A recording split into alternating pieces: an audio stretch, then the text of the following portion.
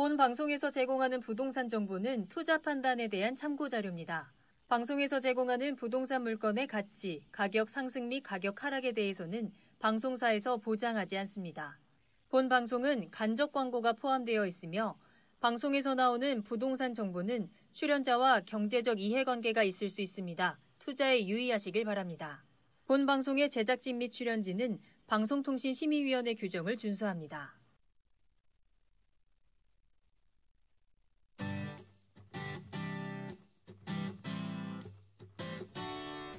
네, 부동산의 프로가 여러분들의 성공 전략을 짚어드립니다. 부동산 원포인트 레슨 진행의 이윤지입니다. 서울의 아파트값 상승률이 19주 연속 상승했는데요. 서울의 아파트 매매가 변동률은 전주보다 0.07%보다 줄어든 0.05%를 기록하며 오름폭이 소폭 감소했습니다.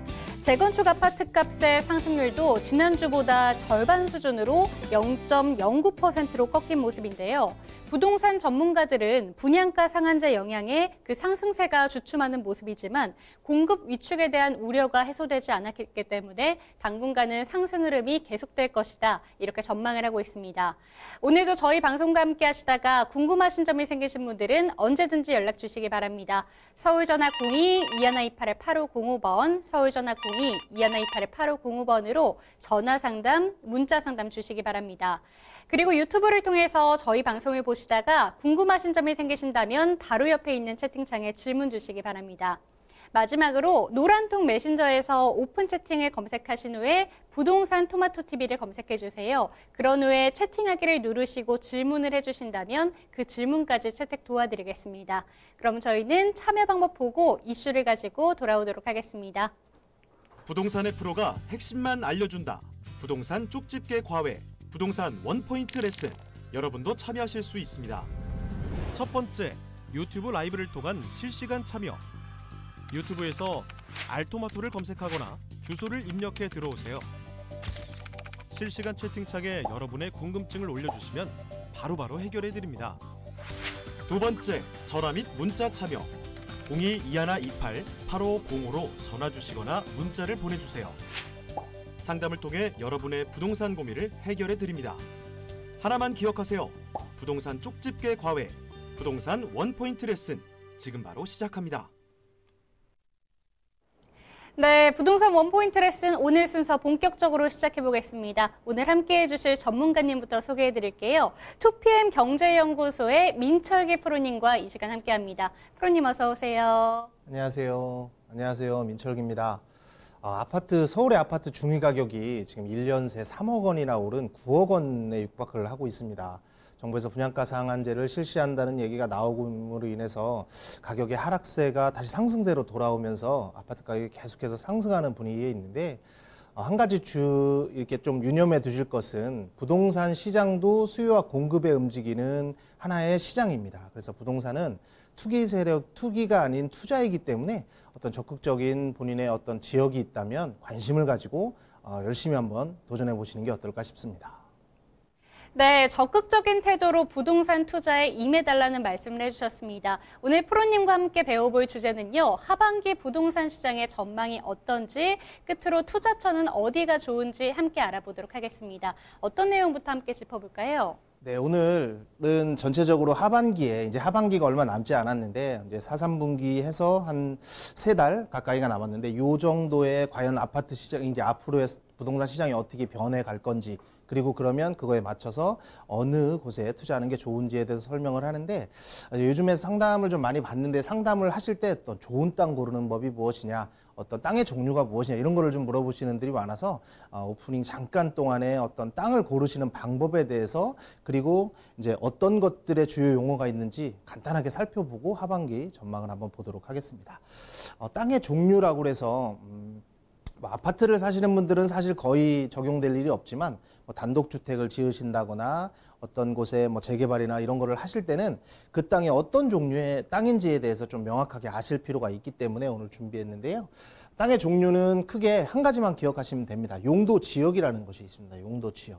모든 땅은 용도에 의해서 갈라져 있습니다. 우리나라가 전체적으로 이렇게 지도가 있다 그러면 이쪽에는 모든 땅에 뭐 1번지, 2번지, 3번지부터 시작을 해서 모든 땅에는 각각 용도라는 것이 정해져 있습니다. 용도, 어떻게 쓰일 것인지, 그 땅이 어떻게 쓰일 것인지가 나눠져 있어서 절대 용도는 중복되지 않는 특성이 있다라고 보시면 됩니다. 그래서 가장 크게는 사용도로 나눠집니다. 사용도라는 것은 이 우리나라의 모든 땅을 도시지역, 그리고 관리지역, 그다음에 농림지역, 자연환경 보전지역이라는 땅으로 나눠지게 됩니다. 그래서 시청자분들께서는 주의하실 땅은 이 농림지역과 자연환경 보전지역은 투자로서는 매력이 없다. 그래서 이 땅은 그냥 이런 땅이다. 그 땅의 용도가 뭐냐라고 물어봤을 때 뭐 농림지역이다 또는 자연환경 보전지역이다 그러면 일단 투자로서는 메리트가 없구나라고 이해를 하시면 좋을 것 같고, 투자로서의 메리트는 바로 이 도시지역과 관리지역에 있습니다. 그렇다고 도시지역과 관리지역의 모든 땅이 좋으냐 그런 건 아니고 어떻게 땅이 구분되는지를 한번 보도록 하겠습니다. 92년도 전까지는 사실은 우리나라가 많은 개발이 이루어지지 않았는데 88년도에 서울올림픽이 잘 개최가 되면서 우리나라의 모든 땅이 이제 막 개발이 되기 시작했습니다. 그래서 예전에는 지금 사용도로 나눴는데 예전에는 딱 3가지 용도로만 나눠졌습니다. 첫 번째는 도시지역, 두 번째는 농림지역, 세 번째는 자연환경 보전지역. 이렇게 3가지만 나누어지다 보니까 이 도시가 계속해서 팽창을 이렇게 하다 보니까 이 도시와 농림들 또 도시와 자연환경들의 경계점 부분에서 상당히 많은 마찰이 일어나기 시작했습니다.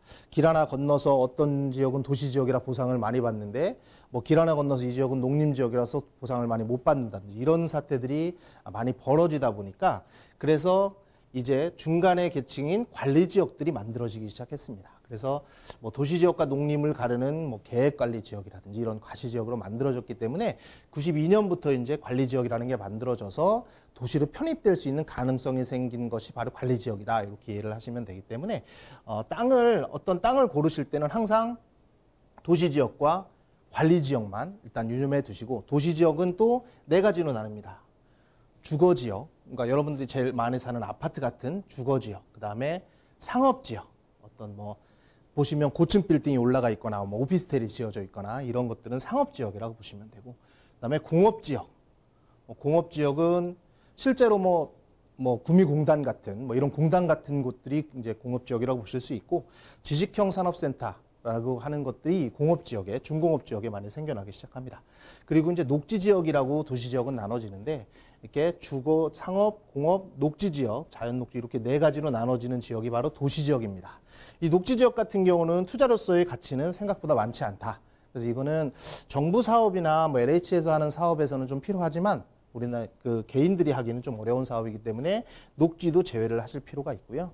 제일 좋은 거는 뭐 상업지역이 제일 좋습니다. 뭐 주거지역이나. 그래서 상업지역은 땅의 가치가 상당히 높으니까 뭐 가격도 비싸고 또 높이 지을 수도 있다는 거. 그리고 여러분들이 집을 짓거나 하는 것들은 주거지역이기 때문에 주거지역의 뭐 1종이냐 2종이냐에 따라서 그 주거지역의 땅을 고르시면 뭐 별다른 탈 없이 고르실 수가 있다라고 보시면 되고, 관리지역에서는 계획, 생산, 보존 이렇게 나눠지는데 그냥 간단하게 계획관리지역만 좀 괜찮은 메리트가 있다. 생산하고 보존은 그냥 별로 생각하지 않으시는 게 오히려 좋다라고 생각을 하시면 되고, 관리지역 중에는 계획관리지역만 유념하게 하셔서 땅을 이렇게 사셔서 뭐 건물을 짓거나 하신다면 굉장히 괜찮은 생각이 될 것 같고요. 그리고 그래서 땅은 뭐 제일 좋은 땅은 상업지역이라고 말씀을 드렸는데, 상업지역에 있는 땅을 좀 싸게 사실 수 있으면 제일 좋고, 그리고 주거지역의 땅도 괜찮다. 요 정도만 생각을 하시면 좋을 것 같고, 여기서 더 안으로 들어가면 1종, 2종, 뭐 일반 상업 뭐 이런 게 있는데 그런 것들은 뭐 너무 많이 디테일하게 아시면 머리가 좀 아프시니까 요 정도로 알고 넘어가도록 하면 좋을 것 같고요. 그리고 땅에는 건폐율이라는 것과 용적률이라는 게 있습니다. 이거를 간단하게만 말씀을 드릴게요. 건폐율은 이렇게 100평짜리 땅에 있을 때 건폐율이 40%다.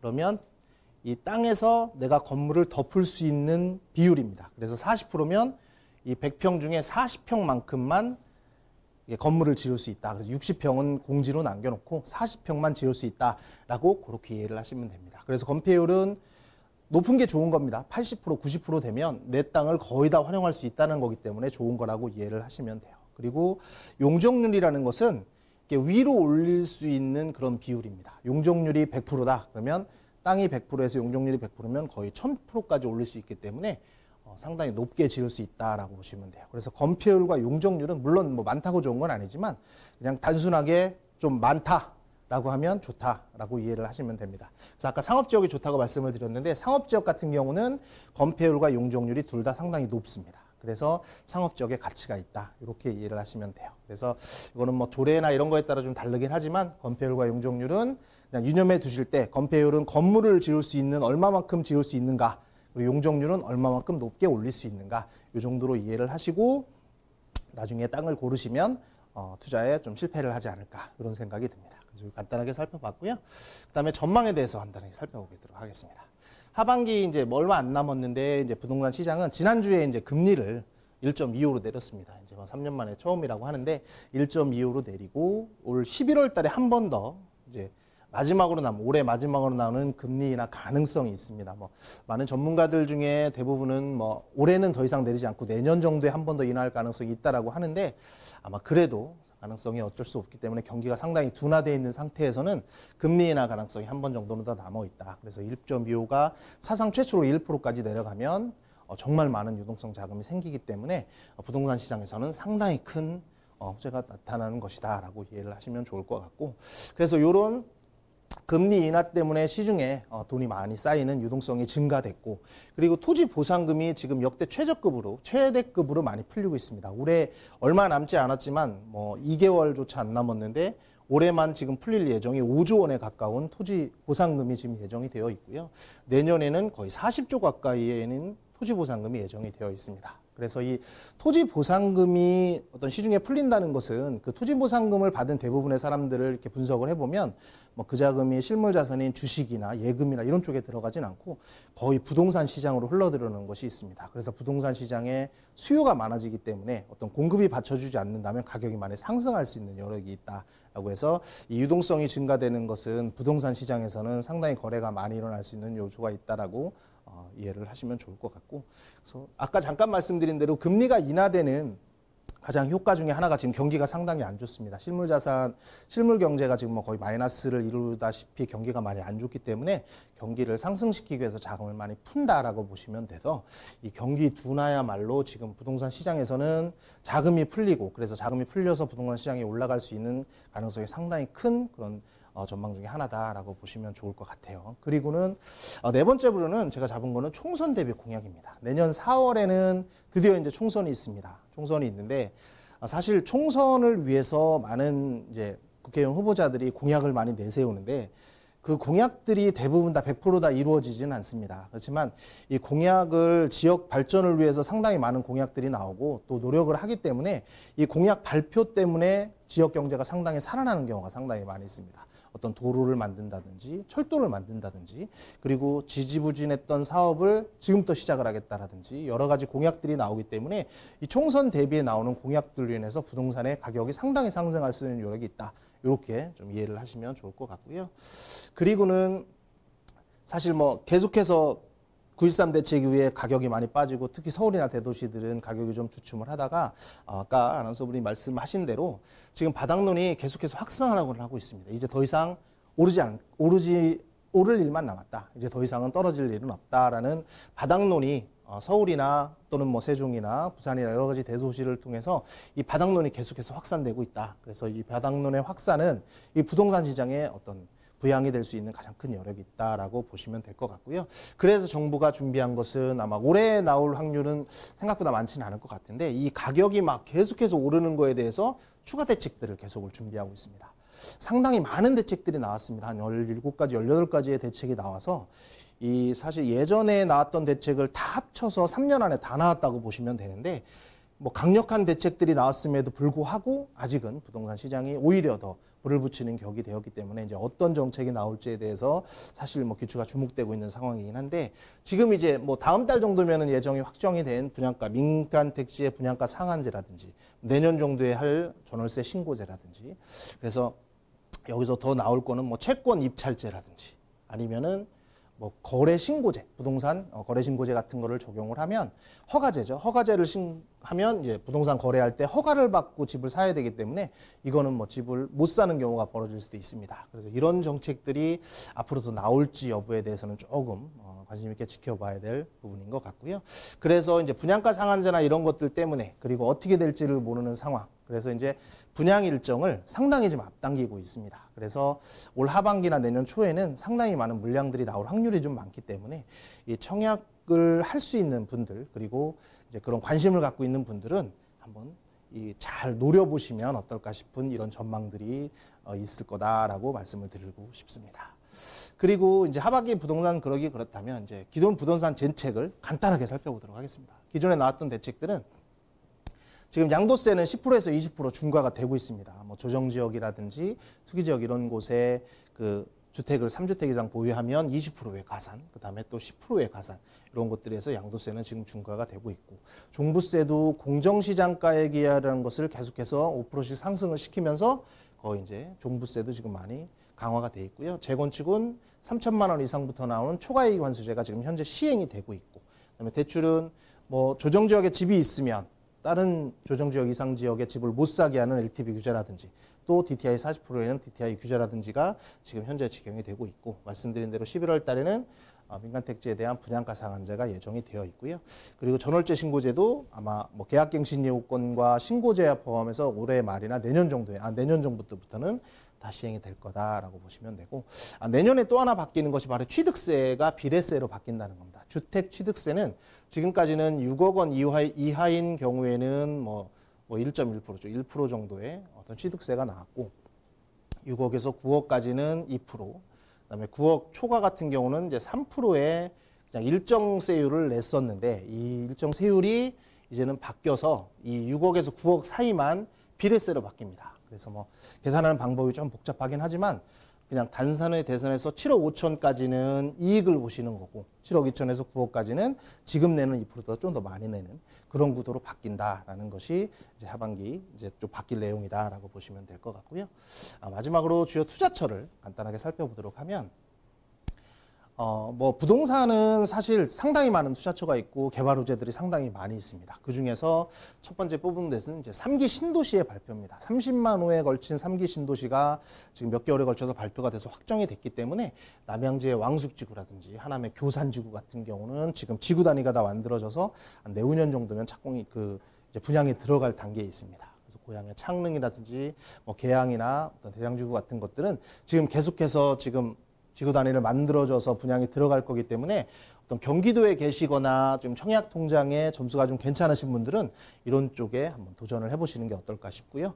그리고 신설 예정역들이 있습니다. 요즘에 뭐 제일 뜨거운 GTX A, B, C 노선, 어떤 노선에 있든 여기 들어오는 곳이면 뭐 자금이 좀 많이 들어가더라도 꼭 투자를 하시면 좋을 것 같고, 그리고 좀 괜찮은 경전철인 강북선이나 신림선, 또 위례신사선 같은 것들에 그 근처에 역들이 들어오는 지역들은 어떤 거라도 좀 투자를 하시면 좋을 것 같고요. 그리고 뭐 자금이 좀 오래 묵힐 염려가 있지만 이 재개발이나 또 뉴타운 같은 곳의 예정지, 서울에 26개의 뉴타운 지구가 있습니다. 그래서 지금 정비구역이 지정되는 곳도 있고 관리 처분이 난 곳도 있기 때문에 어떤 자금에 맞춰서 이 뉴타운 예정지라든지 재개발 지역에 관심을 가지면 좋을 것 같고, 뭐 재건축은 재개발보다는 훨씬 더 자금이 더 많이 듭니다. 가장 핵심적으로 강남이라든지 목동, 또 여의도 같은 곳에는 많은 재건축 단지들이 있기 때문에 자금적 여력이 있다면 이 재건축 단지에 들어가서 한 번 더 관심을 가져보시는 건 좋을 것 같고, 마지막으로 사실 경기가 분양가 상한제가 되거나 그러면 그럴 일은 없겠지만 지금 현재 그래도 남아있는 그런 미분양권들이 조금씩은 있습니다. 이게 신축 아파트이기 때문에 신축 아파트에 대해서는 이 미분양이 생기면 어떤 계약금을 좀 할인해 준다든지 가격을 할인해 주는 혜택이 있기 때문에 여기 어떤 철도라든지 여러 가지가 들어올 수 있는 가능성이 있는 지역이라면 이 미분양되는 아파트를 한 번 더 이렇게 관심을 가지고 지켜보시면 나중에 이것이 효자가 돼서 돌아오는 그런 상태가 될 거라고 생각을 합니다. 네, 토지 투자를 원하시는 분들을 위해서 토지의 종류부터 민철기 프로님과 함께 알아봤고요. 부동산의 전망과 함께 투자처까지 아주 꼼꼼하게 짚어봤습니다. 방송에서 전해드리는 내용은 전문가님의 개인적인 의견이라는 점 반드시 기억해 주시고요. 참고해 주셨으면 좋겠습니다. 궁금하신 점이 추가적으로 생기신 분들 저희에게 전화 상담, 문자 상담 주세요. 서울 전화 02-2128-8505번 언제든지 열어두도록 하겠습니다. 그럼 저희는 60초 이후에 다시 돌아오도록 하겠습니다.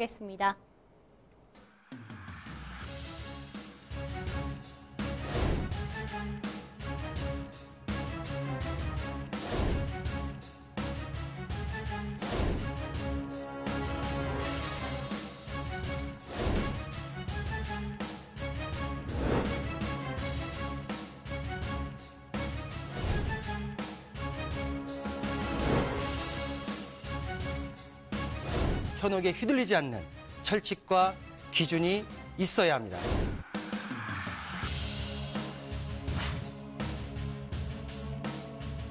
여러분의 소중한 자산, 어디에 얼마나 있는 것이 아닌 어떻게 흘러가는지 파악해야 합니다.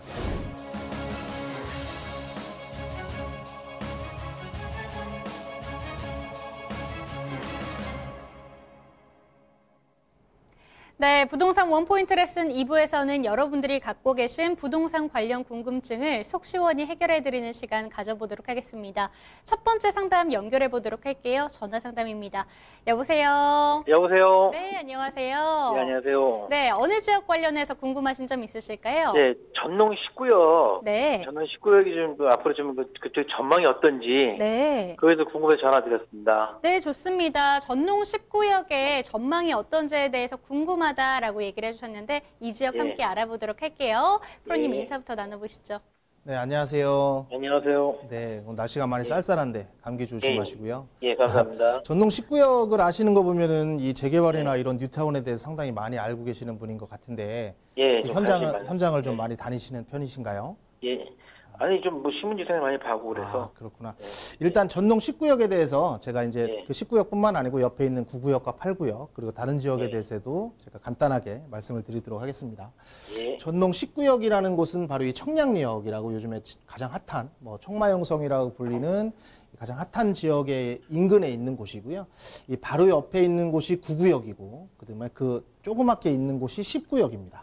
그리고 이 밑에가 이쪽으로 해서 이게 8구역인데 전농 8구역, 9구역, 10구역 같은 경우는 예전에 이게 3차 뉴타운으로 지정이 됐던 곳입니다. 3차 뉴타운으로 지정이 됐다가 주민들의 반대로 인해서 9구역과 10구역은 해제가 됐습니다. 해제가 돼서 지금은 정비구역이 지정이 된 곳이 아니고 지금 그 전농동에는 8구역만 지금 남아 있어서 8구역이 지금 조합 설립을 준비하고 있는 중입니다. 추진위까지는 만들어져 있고 이게 이제 추진위에서 조합 설립을 준비하고 있는 단계이기 때문에 전농 8구역만 정비구역이 지정됐고 추진위가 만들어져서 내년 3월에 이제 일몰제를 될지 안 될지를 기다리고 있는 지역이다라고 보시면 되고 그리고 전농 9구역 같은 경우와 10구역 같은 경우는 이쪽은 지금 9구역은 지난 올해 2월이죠. 2월에 정비구역 지정을 위한 열람을 한번 했습니다. 어느 지역을, 요만큼의 지역을 내가 정비구역으로 지정을 해주겠다라고 이제 동대문 구청에서 열람을 해서 지금 이제 열람 지정 준비 중이고요.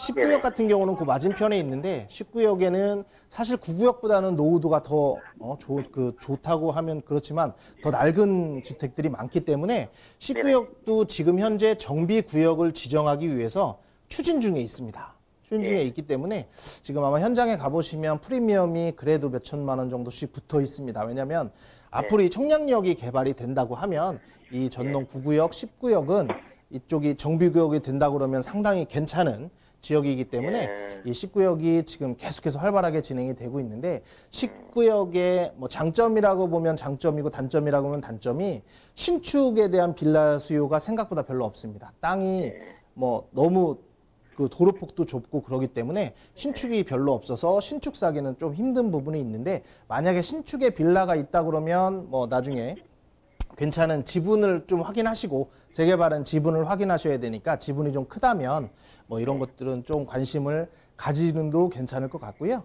그리고 이것들이 만약에 다 잰다면 19역 또한 9구역, 8구역과 포함해서 정부구역 안으로 들어와서 이 전농동이 뭐 엘로때 65가 들어오는 것만큼 상당히 발전할 수 있기 때문에 이 전농 10구역에 만약에 투자를 원하신다면 괜찮은 투자처가 되고, 제가 보기에는 구축도 가격이 많이 올라 있기 때문에 구축보다는 신축에 한 번 더 도전을 해보시는 게 어떨까. 그래서 전세를 이렇게 활용을 하셔서 자금을 한 1억에서 1억 5천 정도면 아마 신축을 매입할 수 있을 거기 때문에 이 정도로 아마 생각해서 19억에 관심을 가지시면 좋은 투자처가 될 거라고 생각을 합니다.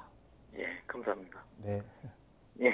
네, 시청자님 문의 주신 전농동의 19역에 대해서 자세하게 알아봤습니다. 투자하시는 거 괜찮을 것 같다라고 얘기를 해주셨는데요. 오늘 상담 도움 되셨을까요? 네네, 많이 됐습니다. 네, 전화 주셔서 감사합니다. 추가적으로 궁금하신 점이 생기신다면 언제든지 다시 한번 연락 주시기 바랍니다. 서울전화 02-2128-8505번 반드시 기억해 주시고요. 전화 상담, 문자 상담 주시기 바랍니다. 그리고 상담해 드린 내용은 전문가님의 개인적인 의견이라는 점도 꼭 기억해 주시기 바랍니다. 다음 상담 한번 이어가 보도록 할게요. 여보세요? 예, 여보세요? 네, 안녕하세요. 예, 안녕하세요. 네, 어느 지역 관련해서 궁금하신 점 있으실까요? 아, 네, 제 종로구 승인동 쪽 빌라를 좀 구매하려고 보고 있는데 네. 그쪽이 어떤지 아니면은 뭐 다른 투자처가 있는지 좀 알고 싶어서. 네, 좋습니다. 네. 지금 투자 종목은 빌라라고 얘기를 해주셨고 종로구 승인동이라고 얘기해 주셨는데 맞으시죠? 네네. 네, 알겠습니다. 네. 지금 바로 한번 상담 받아보도록 할게요. 프로님 네. 인사부터 나눠보시죠. 네, 안녕하세요. 네, 안녕하세요. 네, 뭐 똑같이 날씨가 춥기 때문에 감기 조심하시고요. 숭인동이라고 말씀을 드리면 바로 이쪽 동묘에 있는 이 숭인동이 이쪽이거든요. 숭인동을 혹시 가본 적 있으신가요, 요즘에? 최근에는 안 가보고 한 2년 전에 가봤습니다. 그래요. 이 숭인동도 상당히 뭐 빌라들이 많이 있고 그래서 좀 많이 낙후된 지역입니다. 그래서 이 숭인동과 더불어서 뭐 근처에 어떤 호재들이 있는지에 대해서 제가 간단하게 말씀을 한번 드려볼게요. 일단 숭인동이 있고 바로 옆에 창신동이 있습니다. 그래서 종로구에 창신 숭인이 있는데 이 창신하고 숭인은 바로 3차 뉴타운, 그 오세훈 시장님 계실 때 3차 뉴타운으로 지정됐던 그런 곳 중에 하나입니다. 그래서 2008년 정도에 3차 뉴타운에 지정이 됐는데 이 3차 뉴타운이 지정이 됐다가 숭인 창신은 이 최초입니다. 최초로 30%가 반대 의견을 거쳐서 반대를 하는 바람에 2013년에 바로 해제가 됐습니다. 창인숭인 뉴타운 전체가 해제가 되고 뭐 그중에 몇 개만 아직 남아 있는데 전체 거의 모든 구역이 해제가 됐다라고 이해를 하시면 좋을 것 같아요. 그래서 지금 현재 숭인동 근처에 있는 숭인동이나 창신동에 있는 곳이나 여기 밑에 이제 한두 군데 정도를 빼놓고는 거의 모든 곳이 해제가 돼서 지금은 정비구역도 아니고 아무것도 아니다라고 이해를 하시면 좋을 것 같아요. 근데 아마 숭인동을 한번 가보셨다고 하면 숭인동도 그렇고 창신동도 그렇고 약간 언덕이 있으면서 오래된 빌라들이 상당히 많이 있습니다. 근데 숭인동하고 창신동하고 약간 차이점이 있다 그러면 창신동은 지금 현재 땅이 그렇게 뭐 큰 땅이라든지 이렇게 그런 뭐 집을 지을 수 있는 땅이 생각보다는 많지가 않기 때문에 이쪽에는 신축들이 거의 없습니다. 그래서 노후도가 예전보다 더 안 좋아진 상황이 벌어지는 거고, 이 숭인동 같은 경우는 조금은 더 이렇게 신축들이 많이 들어오는 상황이 벌어지고, 그래서 신축에는 노후도는 조금 더 좋아진 상황이 있습니다. 그래서 아마 숭인동을 생각을 하고 계시는 거 보면 지금 재개발이나 앞으로 있을 재개발이나 이런 쪽에서 좀 생각을 하고 계시는 것 같아요. 앞으로 이제 이쪽이 재개발 구역이 지정되고 하면 종로구에 아주 상당히 좋은 아파트가 들어서기 때문에 지역에 대한 입지가 상당히 좋은 거라고 메리트를 가지고 계셔서 투자를 생각을 하시는 것 같은데, 제 판단으로는 사실 이 숭인동 쪽보다는 오히려 이 창신동 쪽이 투자 메리트는 조금 더 있지 않을까 싶은 생각이 들고요. 그러니까 노후도가 상당히 많이 있기 때문에 이 숭인동보다는 그 옆에 있는 바로 옆에이기 때문에 뭐 만약에 이쪽에 임장을 가시면 바로 옆에 임장을 가시는 것도 어렵지 않은 상황이거든요. 그래서 이쪽에 가시는데 대신에 제가 사실 창신동을 조금 관심 있게 많이 지켜본 지역이긴 한데 이 밑에 같은 경우는 이 예전에 공장들이 상당히 많이 있습니다. 주택으로 쓰고 있는데 소규모로 해서 공장으로 쓰는 지역들이 많아서 그쪽 분들이 반대를 해서 해제가 됐던 경우가 상당히 있거든요. 그래서 이쪽 지역, 밑에 지역은 말고 뭐 역하고 좀 가깝다고 해서 밑에를 하지 마시고 차라리 위쪽에 어떤 오래된 빌라들을 매입을 하시는 게 나중에 이쪽 지역은 따로 추진이 돼서 재개발할 수 있는 가능성도 좀 있기 때문에 오히려 숭인동보다는 창신동에 약간 낙산공원 밑으로 해서 위쪽이 오히려 좋은 투자처가 되지 않을까 싶은 생각이 들어서 요 숭인동 투자는 조금 신중하게 생각을 하시고, 만약에 꼭 이쪽 종로가 워낙 입지가 좋기 때문에 종로를 하고 싶으시면 이 창신동 쪽을 한번 관심을 가져보시는 게 어떨까 싶습니다. 네. 잘 알겠습니다. 감사합니다.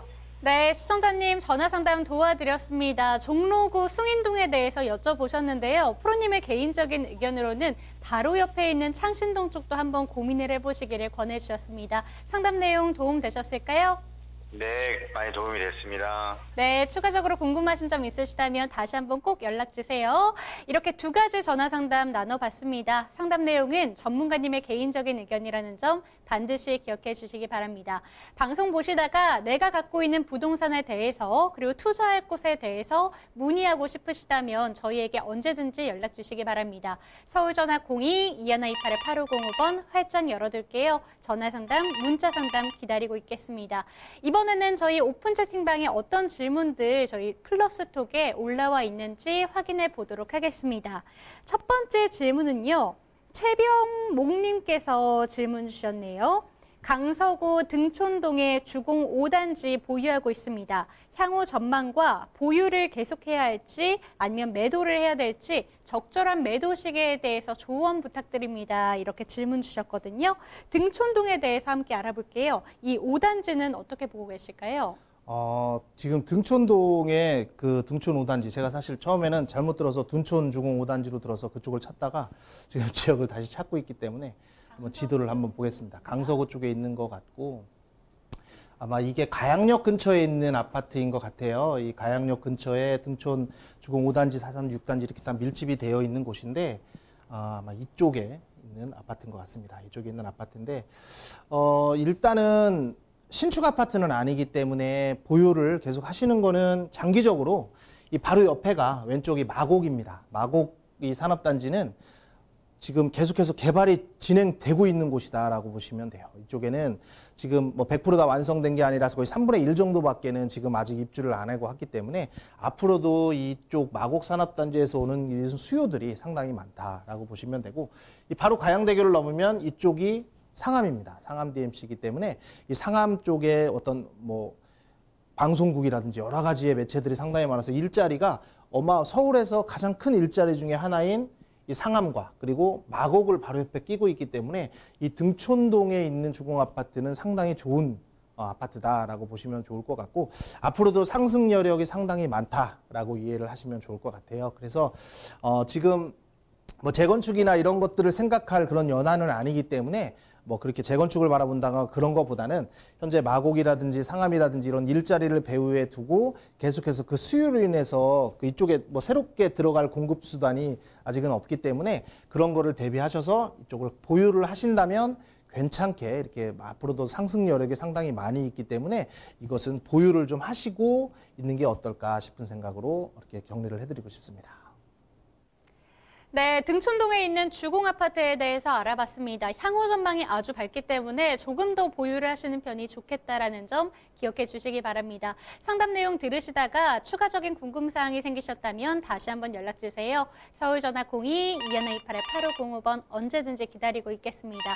전화 상담, 문자 상담 받고 있고요. 지금 도와드리는 플러스 친구에서 부동산 토마토 TV를 검색하시고 들어오시고 채팅하기 누르신 후에 질문해 주셔도 이 질문까지 도와드리도록 하겠습니다. 다음 질문은 어떤 질문이 있는지 확인해 보도록 할게요. 화진님께서 질문 주셨는데요. 경기도 부천시 괴안동의 정비사업구역 전망이 궁금합니다. 이렇게 질문 주셨습니다. 부천시 괴안동에 있는 정비사업은 어떻게 보고 계실까요? 네, 부천시 괴안동이면 이제 부천 같은 경우는 사실 GTX 이제 비노선의 호재가 자리하고 있는 곳이고, 그리고 이번에 이제 대장지구라고 해서 부천에 새로운 이제 지역주가 발표가 됐기 때문에 이 지역은 부천이라는 지역은 새롭게 떠오를 수 있는 이제 경기도의 한 축이다라고 이해를 하시면 좋을 것 같아요. 그래서 괴안동이면 아마 소사역 근처에 있는 데가 이제 괴안동이기 때문에 이쪽 근처에 있는 정비구역 사업이기 때문에 정비구역 하면 두 가지가 다 포함이 됩니다. 재건축이 될 수도 있고 재개발이 될 수도 있어서 어떤 거에 투자를 할지는 제가 이제 구체적으로는 잘 모르겠지만 이 괴한동의 전체적인 흐름에 대해서 한번 살펴보도록 하겠습니다. 아마 지금 이쪽 지역이면 아마 프리미엄이 조금은 붙어 있을 거예요. 어느 정도 단계까지 갔는지는 모르겠지만. 그래서 이 계양동 바로 옆에는 지금 항동이라든지 부천옥길, 그런 공공택지가 있고, 그리고 바로 옆에가 바로 광명지구입니다. 광명 신도시가 있는 광명 근처에 있는 뉴타운이 있고, 그리고 광명 철산역 중심으로 하는 철산 재건축이 있고, 바로 밑에 하안동 재건축이 있습니다. 그리고 바로 밑에는 이제 광명 여기 있는 그런 광명 신도시가 다 자리 잡고 있고, 바로 밑에는 이쪽이죠. 이쪽. 잘 안 보이실지도 모르겠네. 이쪽에는 지금 광명 테크노밸리라고 그래서 여의도가 98만 평 정도 되는데 74만 평 정도의 테크노밸리가 지금 현재 계획 중이고 조성되고 있는 상황입니다. 그래서 이쪽 지역에 있는 어떤 아파트들에 새로 들어가면 이런 거에 대한 후광을 받고 일자리들의 어떤 지원을 받기 때문에 상당히 괜찮다라고 보여지고 있고요. 그래서 자금적인 여력이 있으시다면 뭐 지금 이쪽에 정비사업 쪽을 들어가시는 것도 괜찮은데, 제가 만약에 자금적인 여유가 조금 더 되시거나 그러신다고 하면 이쪽 지역보다는 오히려 광명 쪽에 어떤 광명 사거리에 있는 어떤 재개발이라든지 아니면 철산역이라든지 하안동 쪽에 있는 그런 재건축 단지를 좀 더 들어가시면, 이쪽에서 만약에 10%를 오른다 그러면 이쪽에는 한 20에서 30% 이상이 상승할 수 있는 여력이 조금 더 있기 때문에 이쪽 지역으로 한번 생각을 해보시는 게 어떨까 싶고, 만약에 자금적인 여력이 이쪽이 딱 맞다면 아마 이쪽보다는 이 괴한동 쪽이 자금적 여력이 조금 덜 들어갈 거예요. 그래서 그 자금적 여력이 이 정도가 충분하다면 이쪽으로 가시는 것도 괜찮을 것 같다고 이렇게 정리를 하고 싶습니다. 네, 오늘 이슈 분석 시간에 관심을 가져야 되는 투자처에 대해서 두 가지 종목을 만족시키는 곳이 바로 이 부천시가 아닐까 싶습니다. 3기 신도시인데다가 GTX B노선이 들어올 예정이기 때문에 관심 많이 가지실 것 같아요. 그런데 전문가님의 개인적인 의견으로는 이쪽보다는 철산 주공 쪽에 한번 관심을 가져보신다면 훨씬 더 좋겠다라고 얘기를 해주신다는 점 반드시 기억해 주시기 바랍니다. 방송 보시다가 추가적인 궁금사항 생기셨다면 다시 한번 연락주세요. 서울전화 02-2128-8505번 언제든지 활짝 열어두고 여러분들의 상담 내용 기다리고 있겠습니다. 다음 질문 확인해 보도록 할게요.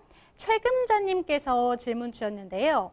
산성역의 신규 입주권이 좋을지, 금호동의 벽산 아파트가 좋을지 향후 전망 갭 투자로서 궁금합니다 라고 질문 주셨고요. 직장은 현재 잠실 쪽인데 향후에 실거주를 원합니다 라고 질문을 주셨습니다. 지금 자세하게 내용을 주셨는데요. 두 가지 투자처를 궁금해하시는 것 같습니다. 어떻게 보고 계실까요? 뭐 지금 상당히 구체적으로 말씀을 하셨기 때문에 좀 편하게 상담을 드릴 수 있을 것 같아요. 산성역 인근이다 하면 성남 구시가지 쪽을 말씀을 하시는 것 같아요. 성남 구시가지 쪽에 이제 산성역 인근으로 해서 8호선이 지나가는, 또 옆에 분당선, 신분당선이 같이 지나갈 수 있는 그런 곳에 위치한 그런 산성역이라고 보여지고, 벽산아파트라고 말씀을 하셨죠. 벽산아파트는 아마 금호동 쪽에 금호지구가 새로 막 개발이 되면서 지금 신축 아파트들이 계속 들어가 있는데, 그중에 예전부터 있었던 아파트가 바로 벽산아파트입니다. 벽산아파트는 15년에서 한 20년 차 정도 되는, 지금은 뭐 재건축이나 이런 거를 바라보는 그런 건 아니고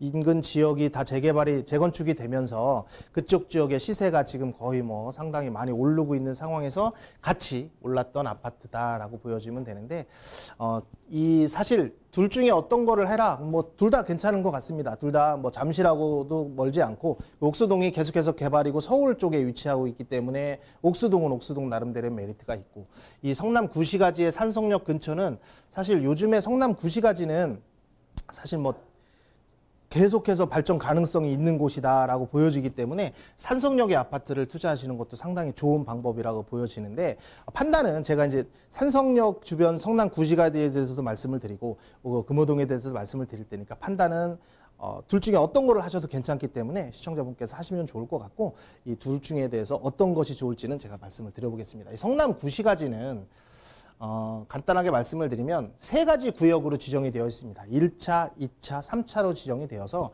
1차 같은 경우에는 지금 다 완료가 돼서 다 입주를 했습니다. 그래서 뭐 상당히 그렇게 크지 않은 그 분양가로서 입주를 했는데 벌써 뭐 프리미엄이 아니라 시세가 거의 2배 이상 오른 그런 지역이라고 보시면 되고, 그다음에 2차 같은 경우가 지금 한참 진행이 되어지고 있습니다. 이주를 한 단지도 있고 지금 공사를 하는 단지도 있고 계속해서 지어지고, 이번에 이제 3차가 정비구역이 지정이 돼서 이제 시작을 하고 있는 그런 곳이다라고 보시면 되는데, 이 성남 구시가지는 사실 위치적으로 봤을 때는 제가 보기에는 뭐 분당이나 이런 판교에 빗대을 정도로 상당히 좋은 위치다라고 보시면 돼요. 위치가 여기가 판교라고 하면 밑에가 분당이고 이쪽이 성남 구시가지입니다. 그리고 여기가 위례신 도시이기 때문에 나중에 위례신 사선이 생기면 또 이용할 수 있고, 지금 분당선이나 그 신분당선 같은 경우도 조금만 가면 다 이용을 할 수 있기 때문에 이 성남 구시가지의 앞으로의 향후 가치는 어마어마하다라고 보시면 돼서, 사실 뭐 제가 상담을 좀 할 때도 어떤 곳에 투자를 하면 좋을지를 얘기할 때 상당히 많은 부분에 대해서 강조를 하고 있는 곳이 성남 구시가지라고 보여지고, 특히 산성역 같은 경우는 더 분당하고 판교에 붙어 있기 때문에 향후 가치가 상당히 좋은 곳이다라고 예정이 되어 있습니다. 근데 한 가지 단점은 그래도 경기도라는 거. 서울보다는 경기도가 조금은 상승할 수 있는 여력이 조금은 적기 때문에 사실 그런 부분이 있을 수 있고요.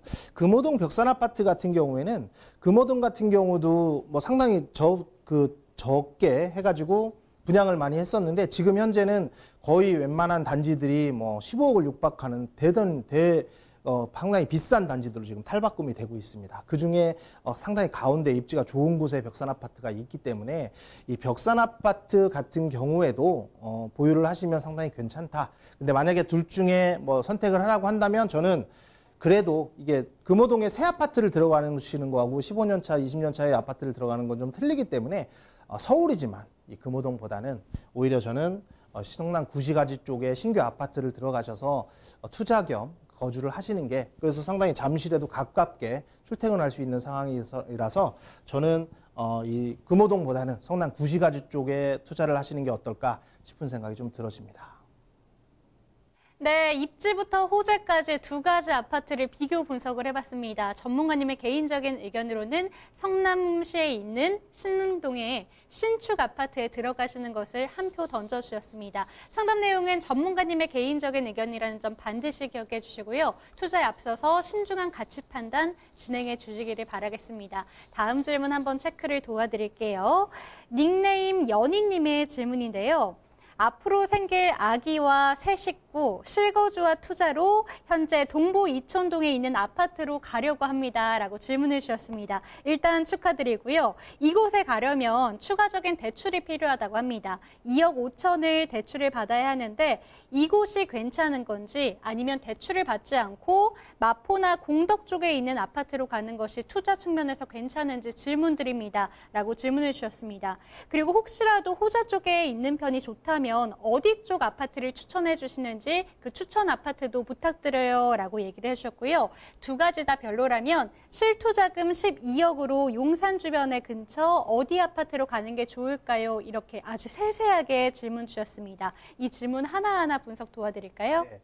뭐 아직 이제 새 식구가 준비되고 아기가 태어난다는 거 보니까 상당히 젊으신 분인 것 같은데, 투자를 상당히 잘하시는 분이다라는 생각이 일단 들고요. 그리고 말씀하셨지만 저도 새 생명이 태어난 것에도 축하를 한번 드리고요.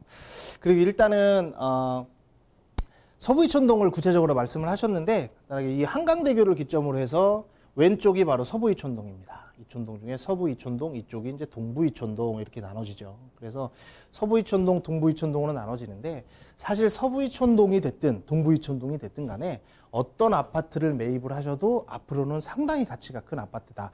사실 강남을 대체할 수 있는 아파트가 어디가 있을까라는 질문들을 상당히 많이 받습니다. 근데 뭐 실질적으로 강남을 대체할 수 있는 아파트는 뭐 앞으로도 없다라는 전문가들의 의견이 상당히 많이 있는데, 그래도 이 동부 이촌동이나 이 용산 근처는 앞으로 개발 계획이나 이런 것들이 다 이루어진다면, 특히 용산 여의도 마스터 플랜 같은 것들이 다 이루어진다면 정말 강남을 뭐 이길 수는 없을지 모르겠지만 강남에 육박한 그런 정도의 가치 있는 땅이 되지 않을까라는 싶을 생각으로 상당히 좋은 호재들이 상당히 많다라고 보시면 되는데요.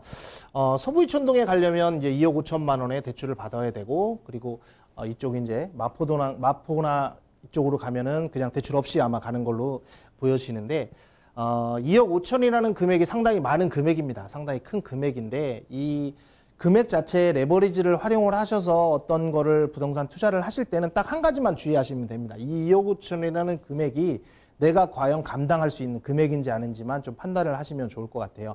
어떤 직장이고 얼마 정도의 연봉을 받으시는지에 대해서는 제가 이제 구체적으로는 모르겠지만, 일단 계산을 하실 때 금융소득이라는 것은 금융으로 나가는, 즉 보험이라든지 어떤 뭐 대출이라든지 이런 것들을 다 합했을 때 연봉에서, 그러니까 월급의 30% 이상이 나간다면 사실 이 이상이 나가면 좀 무리한 선택이 된다라고 대부분 많이 이제 금융 컨설턴트들이 말씀을 하기 때문에 요거를 좀 잘 살펴보셔야 될 것 같아요. 생각보다 2억 5천이면 요즘에는 이제 항상 원리금을 부담을 하는 상황이기 때문에 금액이 2억 5천 받으면 한 달에 나가는 금액이 거의 100만 원에서 한 120만 원 정도 사이에 원금과 이자가 같이 빠져나갈 텐데, 금리가 많이 저렴해졌기 때문에 예전보다는 좀 적게 나가더라도 만약에 생활비에서 뭐 이것저것 금융비용 다 포함해서 이 100에서 120만 원 나가는 부분이 부담이 좀 덜하다라는 정도의 고소득자가 된다면 저는 무조건 서부 이촌동의 아파트를 선택을 하든 동부 이촌동의 아파트를 선택을 하든 간에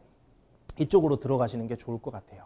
왜냐하면 용산의 개발 계획 자체가 지금 36조 정도가 예정이 되어 있습니다. 36조가 예정이 되어 있는데 36조면 사실 우리 민간 그 서민들이 생각하기에는 얼마라는 금액이 좀 와닿지 않는 경우가 있는데, 그냥 단순하게 말씀을 드리면 제2롯데월드가 지어지는데 3조 6천억, 거의 4조 정도가 들었다고 합니다. 4조 정도가 들었다고 하니까 이 36조라는 금액은 제2롯데월드를 거의 10개 정도 지을 수 있는 금액이다라는 정도로 엄청나게 큰 금액입니다.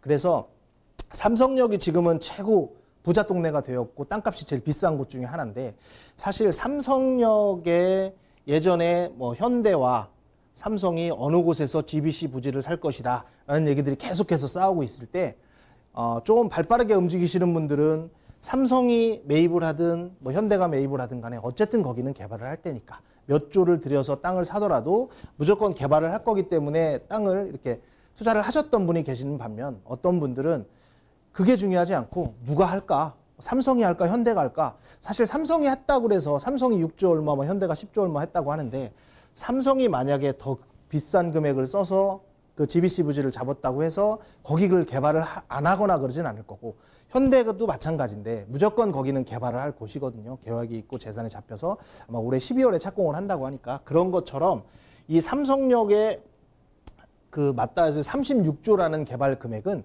언젠가는 용산이 개발이 된다고 하면 그 개발 수혜를 다 받을 수 있는 곳이 서부 이촌동과 동부 이촌동이기 때문에 약간 이 부분만 생각을 하셔서 2억 5천이라는 금액의 어떤 원리금이 부담이 되신다면 굳이 그렇게 하실 필요는 없으세요. 그게 부담되면 나중에 버티지를 못합니다. 어떤 투자도. 그래서 버티지를 못하기 때문에 그 자금 흐름을 잘 생각을 하셔서 그 흐름이 괜찮다 하면 무조건 어떤 아파트라고 제가 찍어서 말씀드리기는 사실 방송에서 좀 그렇기 때문에 그렇지만 이 어떤 아파트를 사셔도 제가 보기엔 괜찮을 것 같고요. 근데 만약에 좀 부담이 된다 그러면 뭐 마포도 신축 아파트들이 상당히 많습니다. 뉴타운들이 계속해서 들어오고 아현 뭐 지금 대흥동 뉴타운들이 계속 들어오기 때문에 앞으로 향후 가치는 마포도 상당히 좋다고 보여져요. 마용성이라고 불릴 정도로 상당히 좋아지기 때문에 뭐 그게 무리가 된다면 마포에 있는 아파트를 투자를 하셔도 좋은데, 대신에 한 가지는 꼭 신축을 웬만하면 하시고 아니면 재건축이나 이렇게 해서 신축으로 바뀔 가능성이 있는 아파트를 매입을 하시라고 이렇게 추천을 드리고 싶습니다. 네, 질문 주신 연희님의 상담 내용 아주 꼼꼼하게 분석을 해봤습니다. 새로 태어날 아주 예쁜 아기와 행복하신 생활하시기 위해서 투자 정말 잘해주셨으면 좋겠습니다. 상담 내용 참고를 하시고요. 추가적인 궁금사항 생기셨다면 언제든지 다시 한번 연락 주시기 바랍니다. 02-2128-8505번 활짝 열어둘게요. 모든 상담 내용은 전문가님의 개인적인 의견이라는 점 반드시 기억해 주시기 바랍니다. 저희 이렇게 모든 상담 내용 나눠봤습니다. 저희 부동산 토마토TV 원포인트 레슨, 오늘 저희가 준비한 소식은 여기까지입니다. 방송 보시다가 궁금하신 점이 생기셨다면 서울전화 022-2128-8505번으로 전화 상담, 문자 상담 주시기 바랍니다. 그리고 유튜브를 통해서 저희 방송을 보시다가 궁금하신 점 생기셨다면 바로 옆에 있는 채팅창에 질문 남겨주셔도 좋고요. 여러분들이 자주 사용하시는 노란통 메신저에서 플러스 친구를 누르시고 부동산 토마토 TV를 검색하신 후에 채팅하기 누르시고 질문 남겨주세요. 이 질문까지 꼼꼼하게 도와드리도록 하겠습니다. 그럼 저희는 내일 이 시간에 더욱더 알찬 부동산 정보로 시청자 여러분들 찾아뵙도록 하겠습니다. 시청해주신 여러분 고맙습니다.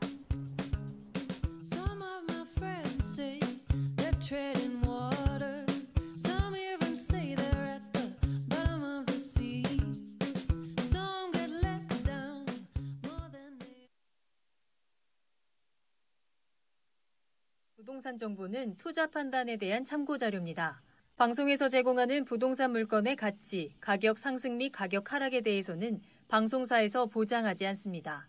본 방송은 간접 광고가 포함되어 있으며 방송에서 나오는 부동산 정보는 출연자와 경제적 이해관계가 있을 수 있습니다. 투자에 유의하시길 바랍니다. 본 방송의 제작진 및 출연진은 방송통신심의위원회 규정을 준수합니다.